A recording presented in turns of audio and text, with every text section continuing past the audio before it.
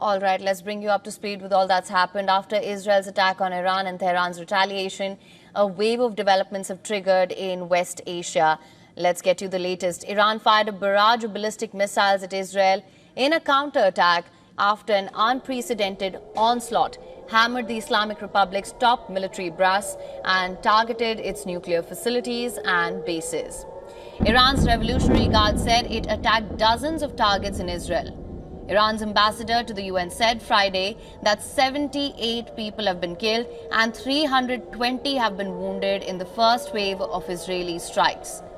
The military called on residents to take shelter after detecting fresh missile wave launched by Iran towards Israel. Smoke trails were seen over Jerusalem's sky as Iran launched missile barrages at Israel. The military said on Telegram that the Air Force was operating to intercept and strike where necessary to eliminate the threat. As per the first responders, at least 2 people were killed in a building that was hit by a missile in Rishon LeZion of central Israel. Channel 12 reported that 19 people were hurt in the impact, including a 60-year-old woman in a serious condition who was taken to a medical center. Israel's firefighting service said its teams were responding to several major incidents resulting from Iranian missile attacks.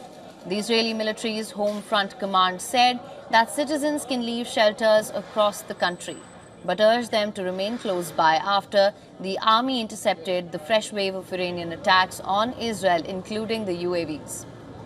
The IDF has said its warplanes targeted Iran's nuclear facility in Isfahan region. IDF said that the facility was involved in reconversion of enrichment uranium, a process to produce nuclear weapons.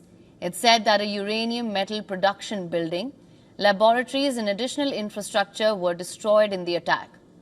Iran's Atomic Energy Agency said that the damage at Isfahan was not extensive and there was no cause for concern in terms of contamination. It also said there was limited damage at the Fordo nuclear site south of Tehran.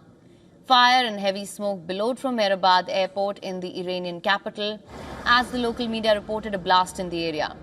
The local news agency shared a video showing columns of heavy smoke rising from the area of the airport in western Tehran, while Mehr news agency reported a loud blast there.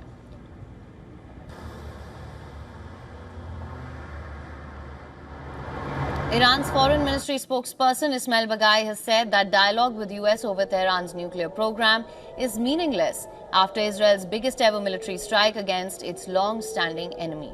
Accusing Washington of supporting the attack, Baghai said that the US acted in a way that makes dialogue meaningless. He added that one cannot claim to negotiate and at the same time divide work by allowing the Zionist regime to target Iran's territory. The UN chief has asked Israel and Iran to halt their escalating conflict after the two countries exchanged a barrage of missiles.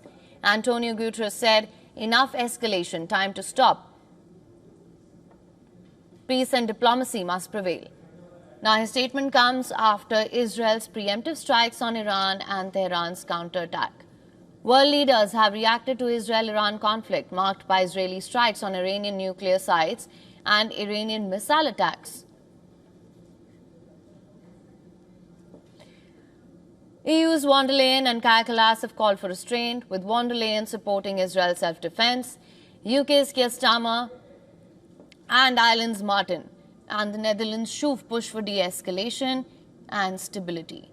Turkey's Erdogan, Malaysia's Anwar Ibrahim and Saudi Arabia condemned Israel's actions as violations of Iran's sovereignty, demanding international intervention.